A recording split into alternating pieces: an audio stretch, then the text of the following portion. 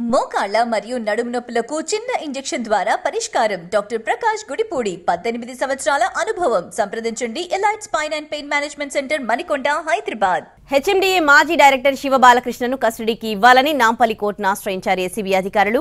ఇప్పటికీ custody petition వేశారు. కస్టడీలోకి తీసుకున్నాక బ్యాంక్ లాకర్లు ఓపెన్ చేయనున్నారు. బాలకృష్ణ రిమాండ్ రిపోర్టులో కీలక అంశాలు ప్రస్తావించారు ఏసీబీ అధికారులు. లేఅవుట్ అనుమతుల కోసం భారీగా లంచాలు తీసుకున్నారని, అప్లికేషన్లో తప్పులున్నాయని మభ్యపెట్టి భారీగా వసూళ్లు చేసినట్లు చెబుతున్నారు. లంచాలుగా విల్లాలను పొందిన బాలకృష్ణ తన బినామీల పేరిట వాటిని రిజిస్ట్రేషన్ చేయించినట్లు గుర్తించారు. హెచ్ఎండిఏ ఆఫీసులోని 5వ అంతస్తులో కొద్ది మందికి మాత్రమే ప్రవేశం ఉందని, అతడికి 30 మంది అధికారులు సహకరించారని చెబుతున్నారు. ఇటు బాలకృష్ణ ఫోన్లను రిట్రీవ్ చేస్తున్నారు. 2 ఏళ్ల క్రితమే బాలకృష్ణపై ఏసీబీకి ఫిర్యాదులొచ్చాయి.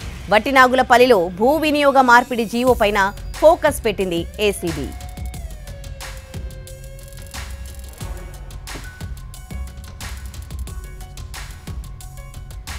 హెచ్ఎండిఏ మాజీ డైరెక్టర్ శివబాలకృష్ణను కస్టడీకి ఇవ్వాలని నాంపల్లి కోర్టును ఆశ్రయించారు ఏసీబీ అధికారులు.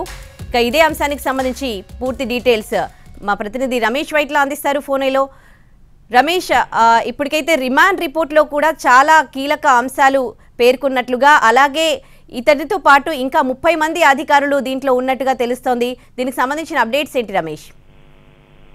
ఏదైతే హెచ్ఎండిఏ మాజీ అధికారి అయిన శివబాలకృష్ణను కస్టడీలోకి తీసుకుంటే మరిన్ని విషయాలు కూడా విలువలోకి వస్తాయని చెప్పి ఏసీబీ భావిస్తుంది. ఈ నేపథ్యంలో కస్టడీ పిటిషన్ దాదాపు 7 రోజుల పాటు కస్టడీ కావాలని చెప్పి కూడా ఏసీబీ అధికారులు అటు కోర్టులో పిటిషన్ దాఖలు చేశారు. అయితే ఇప్పటికీ శివబాలకృష్ణ సంబంధించి ఆస్తులపైన బెయిల్ దాఖలు చేసినప్పుడు దాదాపు 100 కోట్ల రూపాయలు, అంటే ప్రస్తుతానికి 100 కోట్ల రూపాయల విలువ చేసే ఆస్తులను ఇప్పటికీ అధికారులు గుర్తించారు. వాటిని స్వాధీనపరుచుకున్నారు. వాటి ఆస్తుల పత్రాలు కూడా తీసుకోవడం జరిగింది. అయితే దీంట్లో ఎవరు కూడా శివబాలకృష్ణ తన పేరు మీద ఎక్కడ కూడా ఆస్తులు లేకుండా కేవలం బినామీ పేర్ల మీద తన ఉద్యోగులు, తన దగ్గర పనిచేస్తున్న ఉద్యోగులు కావచ్చు, డ్రైవర్లు కావచ్చు, తన బంధుమిత్రుల పేర్ల మీద పెద్ద మొత్తంలో ఆస్తులను కూడా ఆ బినామీ పేర్ల మీద రిజిస్టర్ చేసుకోవడం జరిగింది. అయితే ఈ ఆస్తులతో పాటుగా చాలా వరకు విల్లాలు, అంటే ప్రస్తుతానికి అతను ఉంటున్న విల్లా కూడా అతని పేరు మీద లేదు. ఆ విల్లా ఒక ప్రముఖ రియల్ ఎస్టేట్ సంబంధించిన సంస్థ పేరు మీద ఉంది. అది దానికి సంబంధించిన బదిలీ కూడా ఇంకా జరగాల్సింది. అయితే ఇలా విల్లాలు కూడా దాదాపు 6 విల్లాలు కూడా గుర్తించడం జరిగింది. ఆ విల్లాలకు సంబంధించిన పేర్లు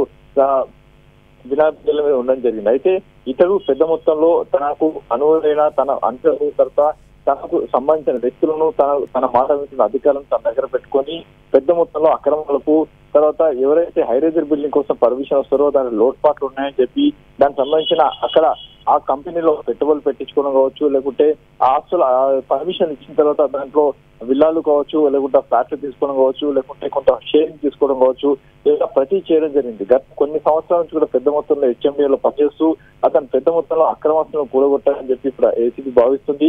ఇతనికి సహకరించిన అధికారులు కావచ్చు, లేకుంటే వ్యక్తులను కూడా విచారించాలని ఏసీబీ భావిస్తుంది. ఈ నేపథ్యంలోనే దాదాపు 30 నుంచి 50 మంది ఇతనికి సహకరించారనే విషయం ఏసీబీ గుర్తించి వాళ్ళందరూ కూడా విచారించే పనిలో ఉంది. అయితే ఇప్పటికీ అతని ఆస్తులకు సంబంధించి బేరీజు వేస్తుంది. దీనికి సంబంధించి ఒక టెక్నికల్ టీం పెట్టింది. ఇతను ఇప్పటివరకు ఇచ్చిన పర్మిషన్ సంబంధించి వ్యవహారాలన్నింటి కూడా రివ్యూ చేసి వాటికి సంబంధించి లబ్ధిదారులందరూ కూడా విచారించేందుకు ఏసీబీ రంగం సిద్ధం చేస్తుంది. ఏదేమైనా కూడా బాలకృష్ణ ఆస్తుల వ్యవహారం ఇప్పుడు చాలా మంది మెడకు చుట్టుకునే అవకాశం అయితే కనపడుతుంది. Right, thanks for the updates Ramesh Vaitla.